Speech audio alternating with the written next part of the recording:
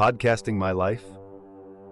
I never believed a podcast could really get under my skin until last week when my favorite late-night show, Midnight Murmurs, suddenly started narrating my every move.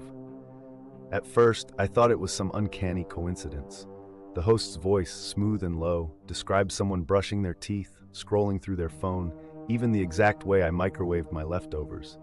I laughed it off and figured it was just relatable content until she mentioned my threadbare Batman socks, a detail I'd never posted or shared. The episodes grew more precise each night. She described the weather outside my window, the greasy fingerprints on my laptop, and the red mug I always used for tea. I started feeling watched, like the host was sitting somewhere in my apartment, whispering everything I did into a mic. I scanned the room for hidden cameras, but found nothing.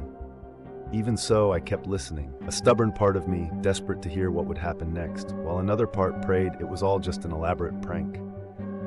Tonight's episode began with the host greeting me by name. Not just my first name, my full name, the one only my parents and the DMV use. She described my trembling hands as I clutched my phone, the rising panic in my chest, the sweat slicking my neck. She told me to look behind me, so I did, because how could I not? But saw only shadows. Her voice dropped to a whisper, promising that everything would make sense by the end of the episode. She started counting down, 10, 9.